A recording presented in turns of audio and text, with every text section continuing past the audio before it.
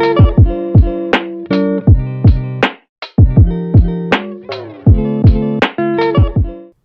what is going on, everyone? My name is JenksTCG. If you're new to the channel, this is a new approach for me. We're going to be talking about starting as a small seller, Pokemon, investments, things I'm buying for the week, different finance aspects of Pokemon. And for this first episode, today is November 11th. It's like 12 a.m. And I just wanted to talk about me, my experiences so far, where I'm at, some of the things I've bought for the week, and all this different type of stuff. If you're a current subscriber of the channel, this is a little bit different from the content that I've done. Sorry for the stutters right there.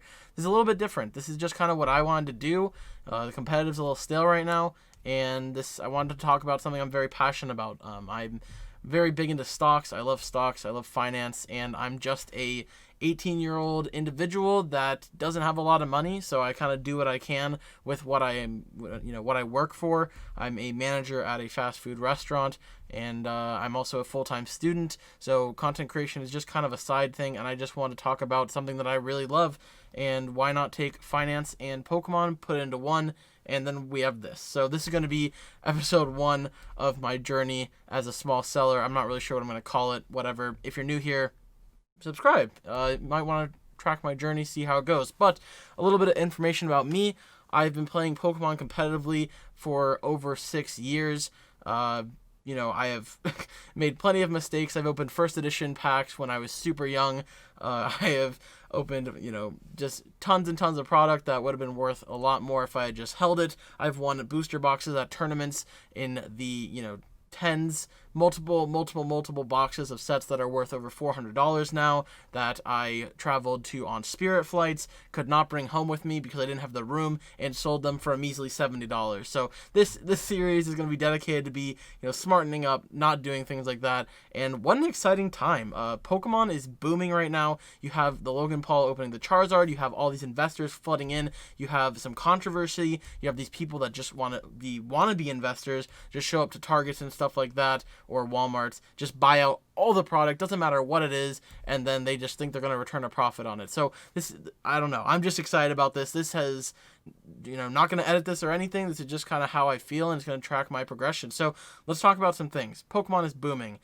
We are in a time unlike any other. We have this pandemic that is, ravaging the world. It's pretty crazy times, and because of this, collectible card games and things like that are just skyrocketing in price. You see this in the stock market. Tech stocks were rallying for a long time, then they did a little bit of pullback, and then it's back and forth. The stock market is crazy. Recently, we saw the travel industry just explode because of the recent discovery of a vaccine by the company of Pfizer. And I know this has nothing to do with Pokemon, but just like Pokemon, stocks just like Pokemon, they're going to go up and down. So, prices were low, now they're high, probably going to pull back a little bit, continue going up, but I don't know. You can't predict stuff like this. Pokemon is just another thing, and first edition Charizard is the equivalent of a Tesla stock. I mean, it just goes up for no reason, or it comes down for no reason. It doesn't really matter. Life is life. I don't know. It's wild. But a little bit of information about me. I was a sponsored player for a team. I left that team, joined a article writing site, and when I left that team, I asked the owner if he would teach me about stuff in the Pokemon business world regarding selling on TCG players, selling on eBay, creating a business, forming relationships within, and stuff like that. I've always been someone with an entrepreneurial mindset. I've always, tried to sell stuff, make businesses. I owned a website called Kanto Cards Pokemon when I was like 14. I made a lot of mistakes. I was really dumb. But I don't know, you learn from those mistakes, and I wanted to do it correctly this time, and, I wanted to try out TCG Player, didn't want to go through advertising or anything like that off the bat, so I just figured I would list the inventory that I had of my personal collection, which, because I'm a competitive player, was like heavily played cards that are completely diminished in value, and just go from there. And this was when Pokemon was not quite booming yet. It was the start of pandemic. Pokemon TCG had pretty much ceased from being played, and I just wanted to find new ways to do things. So fast forward a couple months later, this is probably about 3 months ago now, I opened my TCG Player store, and I have gone from 100 items in inventory up to about 5,700, which compared to some other stores, that is obviously nothing, but it's a big movement for me personally, and I'm just happy. I went from a small amount of cards, I bought a bunch of collections. This is my EXs, GXs, Vs, full arts, whatever, little Elite Trainer boxes, and hopefully this one Elite Trainer boxes scales into something bigger. I listed all the holos I have in my collection, all the reverse holos, tons of bulk. I still have tons of stuff to list, and at some point in the series, I'm going to go ahead and show you kind of my home office, I guess. Obviously, you can see a little bit. You got Champions Path ETBs in the back, the Guardian Rising stuff. So I have a few sealed product investments, and I don't know, I'm just excited for this. So let's talk about my store. So I have about $2,777.02 in net sales. Obviously, that's not the profits. For anyone that doesn't fully understand financial terms, that's the amount of sales that I've had before expenses get calculated. In Pokemon, your margins are really small. There's lots of expenses, and you need to bulk buy in order to kind of limit those expenses and make them a little bit cheaper, increase your bottom line. If you're familiar with Danny Phantom's YouTube channel, great YouTube channel. I started watching his videos around 5,000 subscribers, and now he's at almost 20,000, I think. His videos are amazing, and a lot of the stuff that he has said on his channel is stuff that I learned from the mentor from the other place. So I have about 1,000 stamps coming into my house soon. I have 1,000 top loaders back here somewhere, about 2,000 white envelopes, tons of stuff. I really want to talk about that in a later time. But I've just been setting up my business. I have a ton of cards listed. I was getting tons of sales. I just stopped it because I ran out of stamps. So lesson number 1, don't run out of supplies. But from there, let's talk about things that I bought this week. Technically, this is like the past 2 weeks, but I just figured I'd just throw them all into this video because why not? So today, like I said, November the 11th, I've bought a few collections, just smaller ones full of competitive singles, talking Crobat V full arts, Zacians, different cards that are really hot in the competitive market. As a competitive player, I really understand that stuff, so that's where I kind of focus a lot of my stuff. Just kind of peruse Facebook groups and eBay, scouting for cards, and just offering people about 60% of what they're worth, their collection. And if you get said no, oh well, and if you get a yes, send them the offer. You can make purchase, and then from there you list it all out, do all the hard work. So I've bought a few collections, just smaller ones. I've had some experience buying bigger ones, but I don't have a ton of capital. I'm a full-time student and work about 30 hours at my job, so don't have a ton of money, but I've been trying to raise it through article writing, coaching, whatever. So that's pretty much where all my money goes, just investing into stocks and Pokemon.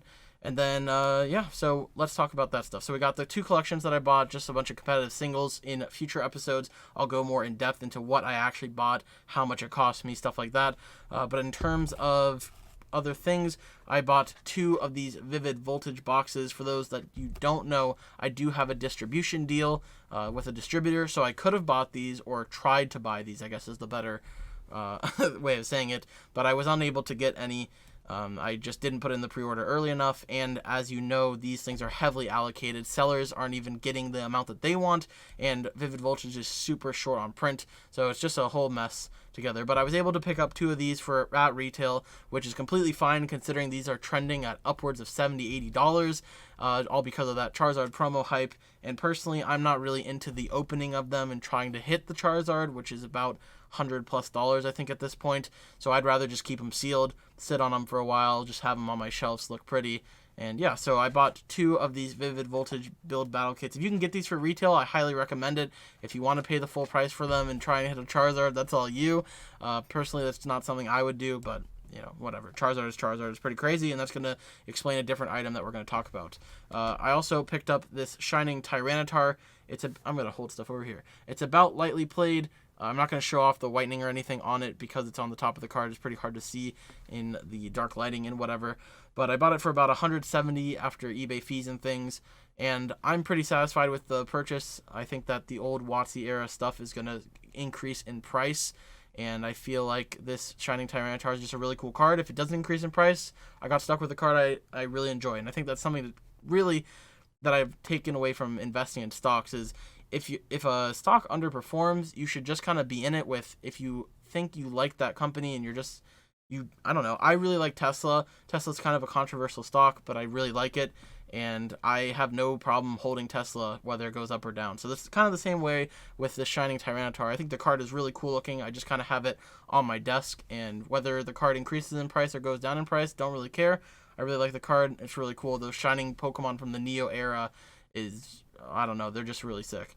The next thing, or the last thing I bought some of these Charizard double deck boxes. So if you're not familiar, the Pokemon Center US has been releasing a ton of stuff. These deck boxes in particular, I love deck boxes. I have a whole shelf back here of Japanese deck boxes, and they were about $12.99 before taxes or anything, and the shipping on the website was free if you order over $20. So I figured I'd pick up 3. I think they're pretty cool looking. It has Charizard on them, so wouldn't be surprised to see him go up. There was also a playmat and sleeves, I think, that had the same artwork on them, which I didn't end up getting. But these are all products that have Charizard on them. The current logic in the Pokemon trading card game right now, at least from the investing side, is if it has Charizard, it's probably going to go up. So once those go out of stock, wouldn't be surprised to see them hit eBay, and then people will hold on to them, whatever. So, there's a big supply because you can still buy them. And I would highly recommend if you want to go get some. You can also get some cool gifties. There's this Pokemon ornament right here. It's a little Pikachu Santa hat that you get for free. And because of the release of Pokemon Center Canada, there's now a cool little Pikachu promo that I'll show off next week when I get my second order that I did with them coming in. So those deck boxes are really cool. Another reason I bought them is I've never really seen a deck box go under $20 in value. So although you can buy these for $12.99 right now, that might not be the case forever. I've attended a lot of events and stuff and seen products from Pokemon be a little bit more expensive, and especially if they're the Japanese products, $20 is usually a minimum entry. And then the ceiling is however high they want it to go. So yeah, really a fan of the deck box. Definitely something I was happy to pick up. And that's kind of the bias for the week. Things that I'm watching, I think Vivid Voltage in general is an interesting set to watch. It's not really good from the competitive standpoint, but from a collecting standpoint, it has amazing rares, and those cards are incredibly beautiful. I did open some of the packs that I got with the little Battle kits, and I got a Zamazenta. Amazing rare. I think it's really good condition. I'm going to send it into PSA when I do a submission at some point. So I think that the amazing rares in probably PSA 10s will probably be a lot. There's obviously the Pikachu Hyper Rare. So I think Vivid Voltage is definitely something to watch for. And definitely something I'm watching. Definitely going to be looking to pick up more Shining Pokemon. I just think they're really cool. Not too into getting into all the really, really old cards. It's just not something that I like. But I know that if you can get stuff raw or ungraded and try and grade it for, pretty good money, it's definitely something to get into. I'm also a big fan of going to garage sales, flea markets, stuff like that, and just asking people if they have Pokemon cards. And sometimes you find them. I've successfully found 2 gold stars in perfect condition while garage sailing, and all I had to ask the seller was, hey, do you have any Pokemon cards? And sure enough, they had some, and they were gold stars, and I got them for probably $20 with a bunch of other cards.